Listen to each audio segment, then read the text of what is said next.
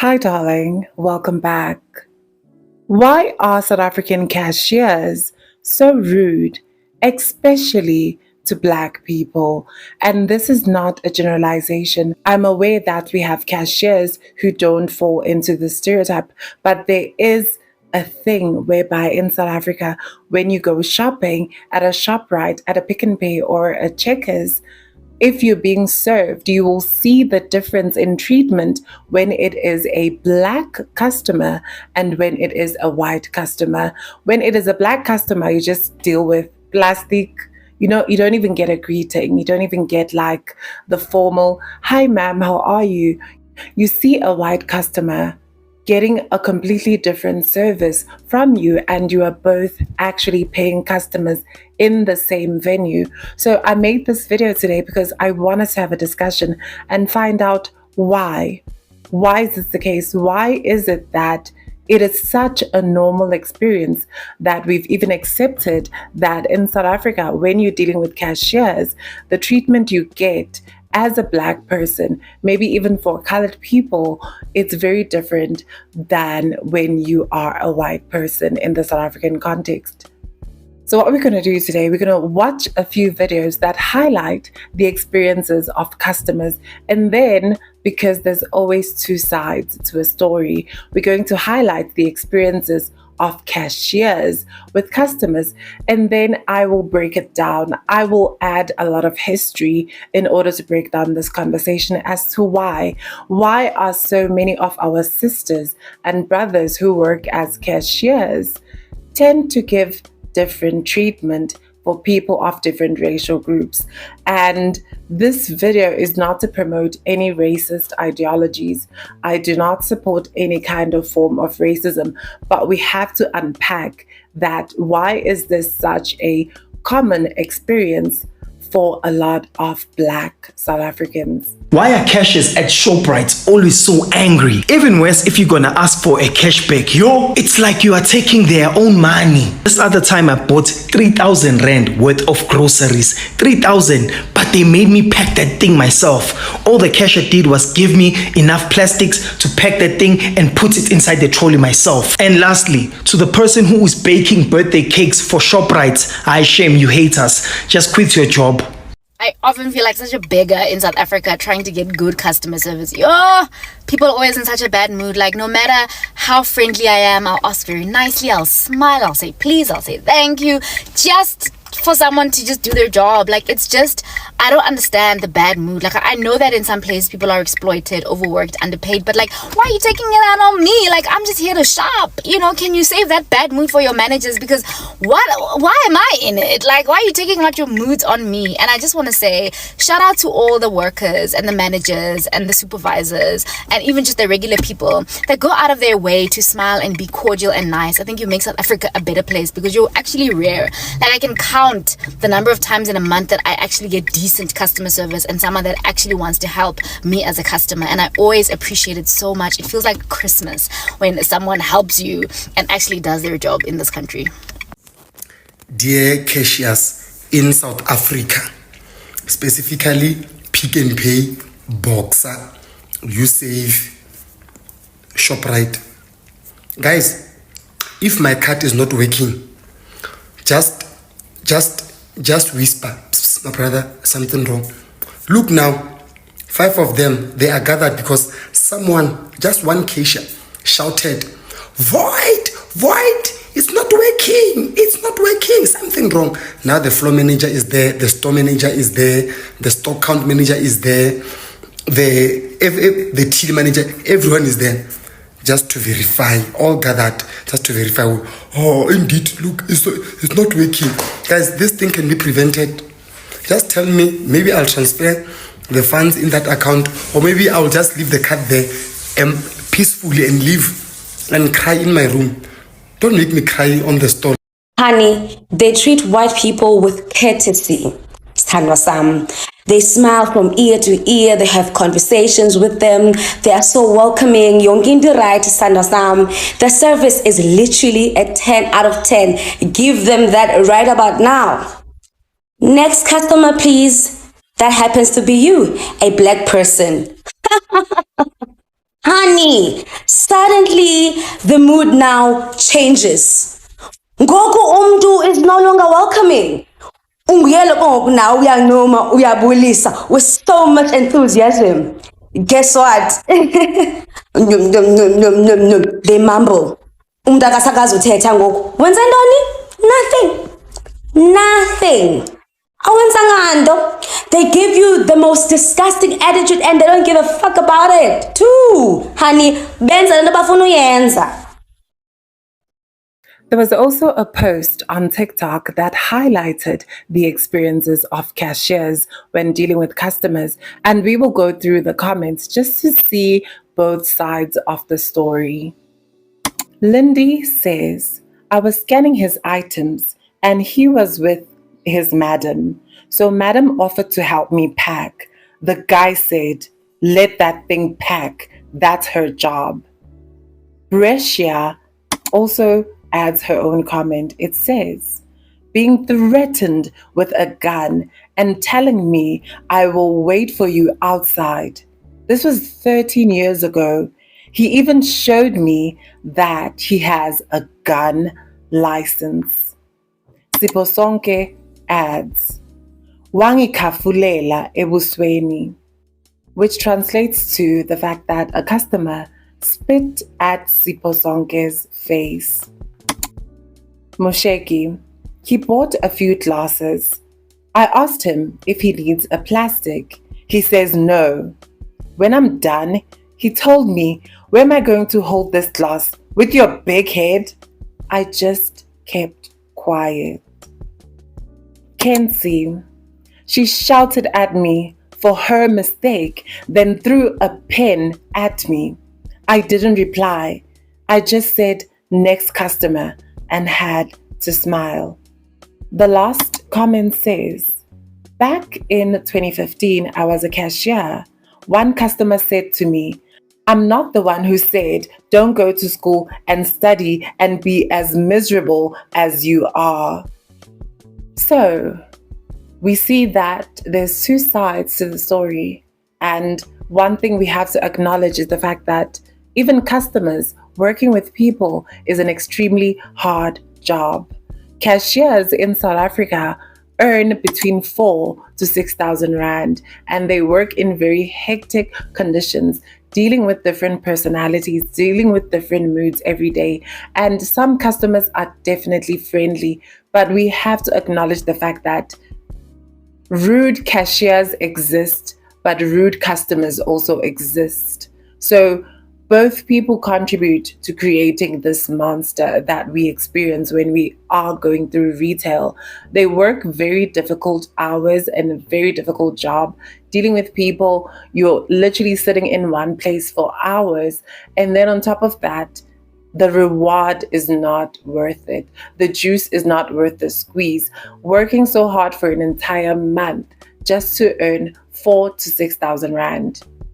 But the main point of the video today is to discover why. Why is this the case? We claim to be a rainbow nation. We claim to be experiencing 31 years of democracy in South Africa.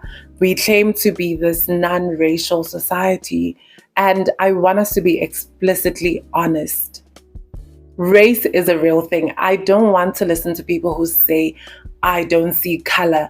Race is a real thing because it actually impacts. It is a social construct, but it does have an actual impact on people's experiences. How you look, your appearance has an impact on how you move in the world. And just because of how you look, the history that we have was created because of how people look. The history of our country still has an impact till today. Let me show you something. So if we remember that the architect of apartheid, the minister in that time, in the 1960s, 1950s, was Verwoerd, Hendrik Verwoerd. And he's one of the people who are called the architect of apartheid. Let's look at some of the policies that were implemented at the time. We have Group Areas Act, which meant that people had to be separated according to race. Race was created. We had to be colored, black, Indian, white. There were separate categories and separate locations for different people according to their races. And even when we look at that Group Areas Act, it still has an impact today. Literally, the way a lot of places are structured are so structured. The fact that if you go to Soweto, you go to the south, you know that there's El Dorado Park, which is mostly going to be colored people. Soweto is going to be more black people. Tembisa, Soshanguve, Westbury, Cape Town. Go to Cape Town. We have the Cape Flats. We have different locations. We have Kailicha. These things are legacies of a history that people will tell you to forget. People will tell you that just wake up, like it's not apartheid anymore. Things are better. Hi, I'm Noah, and I roast historical figures. Today I'll be roasting South African Prime Minister, father of apartheid, and a man with the smile of a shark who just lent you money, Hendrik Verwoerd. In 1936, Verwoerd was part of a small group of academics who protested South Africa's acceptance of Jewish refugees from Germany. People say Verwoerd was brilliant, but I don't know how smart you can be if your problem with South Africa in the 1930s is that it's too accepting. During World War II, Verwoerd edited an Afrikaner nationalist newspaper and used that position to advance German propaganda despite South Africa being on the Allies' side. Obviously, Verwoerd wasn't the same as an official Nazi propagandist. Verwoerd wasn't even getting paid. In 1950, Verwoerd became the Minister for Native Affairs, and in that position created the legal framework for apartheid, a policy which Verwoerd described as good neighborliness.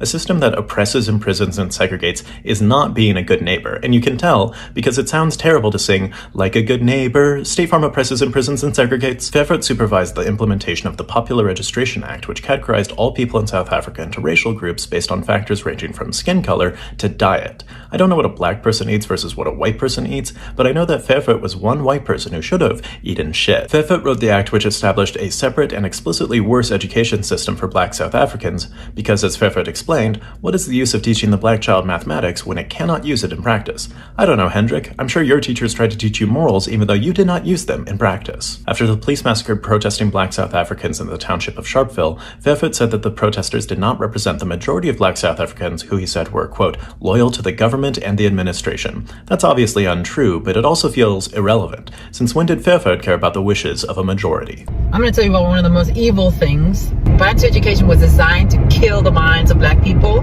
to crush the spirits, to believe in racial hierarchies, white superiority, and black inferiority, and also to pit all the different races against each other. White people were starting there with equality, black people were starting there, Indian and colored people maybe there.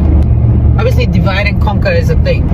Imagine having the audacity. White children had things like sports fields, tennis courts, swimming pools, science labs, music instruments.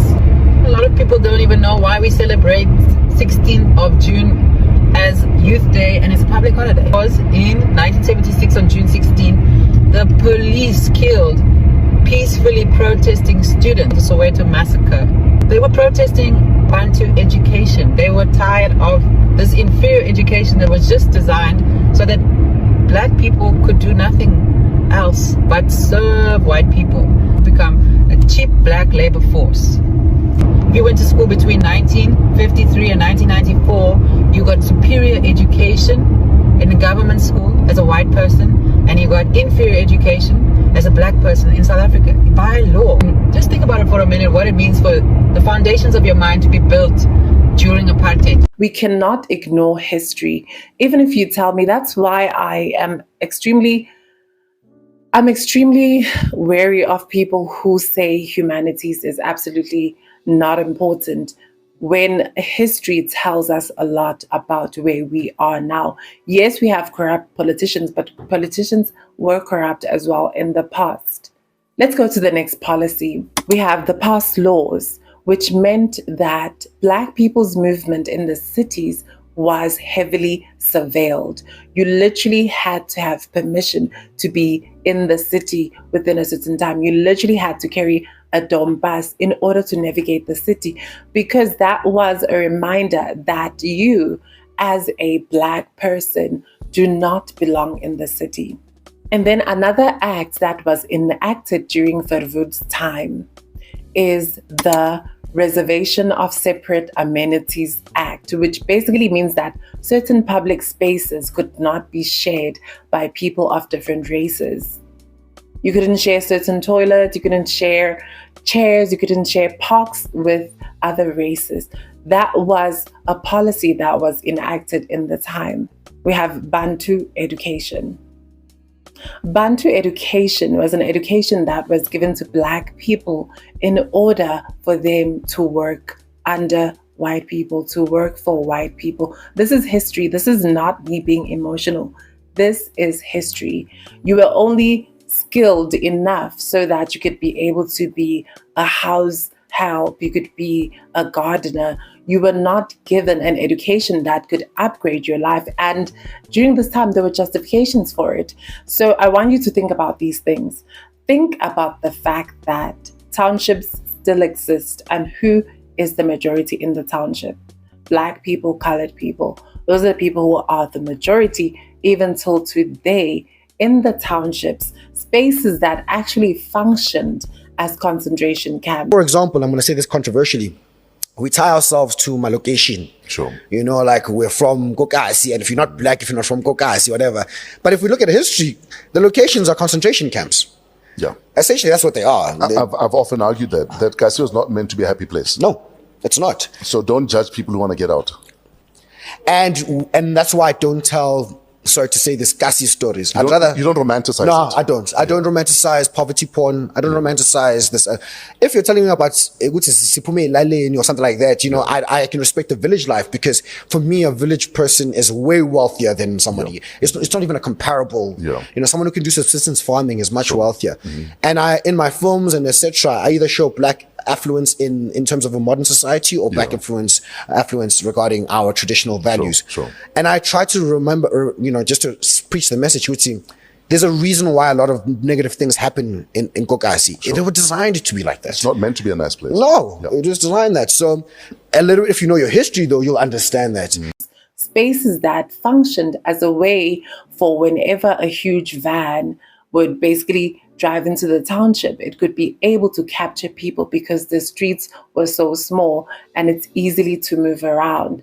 They were concentration camps, whether you like it or not. Because even till today, living in the township, it's far from everything. Going to the city is a very difficult thing. That is the legacy. Yes, Black people have had the ability now to be upwardly mobile. We have access to education, better education.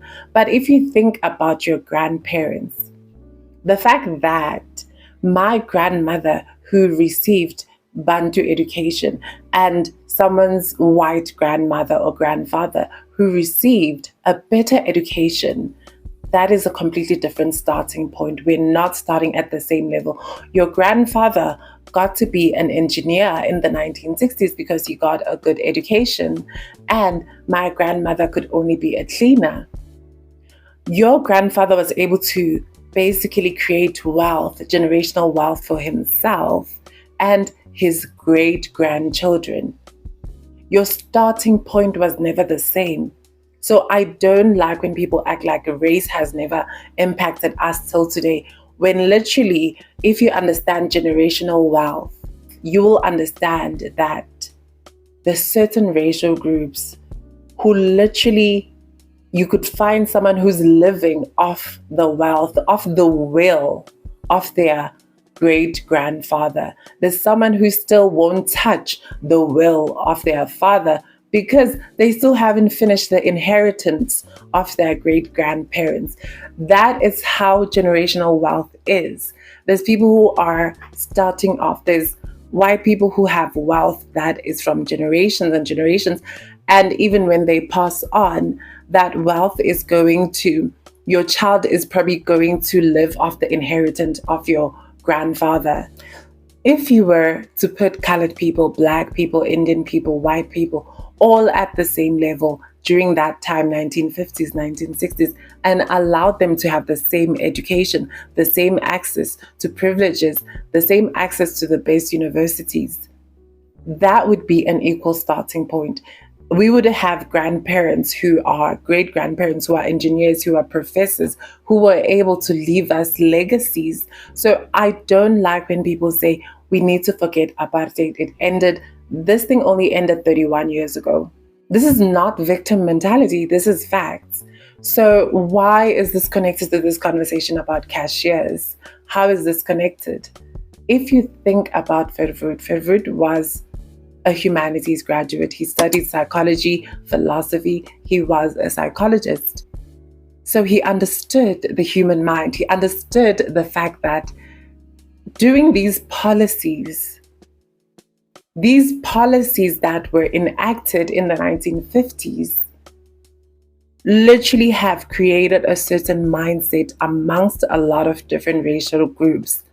When you go to the township and you see majority of the people who are in the township are people with the same skin color as you, and when you go to more affluent areas, you see mostly white people and maybe some Indian people. You don't see people who look like you in affluent areas. That's a reminder to a degree that is a psychological engineering. That is a reminder that you don't belong here. It's like a reminder, a reinforcement that you don't belong here. There is literally systems in place. The fact that even now, if we look at the salaries, statistically, the salaries of Black people, white people, colored people, and Indian people, even till today, the salaries are very different statistically. So there's literally still structures in place that support basically how you categorize people, what people have access to according to their skin color. I hate the conversation that says, I don't see color, because color is literally a real thing. Color has impact on policy. Color is the reason why a lot of people earn different salaries according to their racial groups. And yes, we have the Black privileged people, but those people are a minority. 90% of the wealth in South Africa belongs to the 10%. Till today, I had classmates who would travel to Paris. They were a different race to me. My classmate would travel to Paris to do research. That was a simple thing. That's a reminder that we're not on the same level. And I don't have a grandmother who left any kind of generational wealth, or a great-grandfather who left any kind of generational wealth. These policies that were implemented in the 1950s, 60s have an impact even today. How is this connected to this entire conversation about cashiers? How is history connected to the entire conversation about service industry currently? It's connected because we have been psychologically engineered to see racial hierarchy. As much as you might have went to a private school, you don't see race, you don't see color. That is literally your lived experience. Some Black people who grew up in the townships have never had access to engaging with other racial groups other than professional settings. They have a completely different view of the world. The Bantu mentality is real. Like, there's still Black people who see race, who see white people as above Black people. There's still people who see race as a hierarchical structure. That's why when you go to a cashier who's Black and they see you're Black, the treatment can be very different.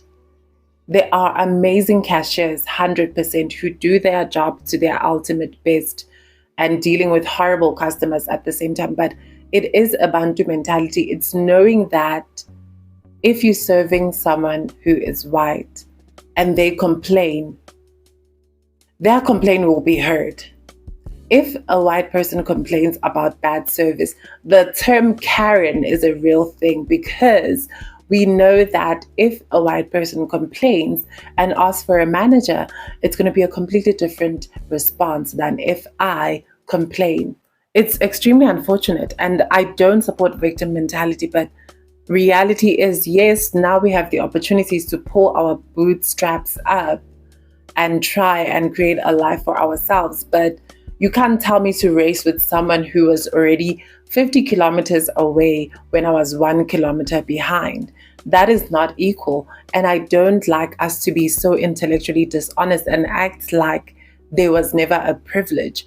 It's okay to accept your privilege. I don't want people to feel guilty for being born into a certain race, but accept the fact that the racial group you were born into comes with a certain privilege. It comes with a certain history, whether you like it or not, whether it hurts your feelings or not.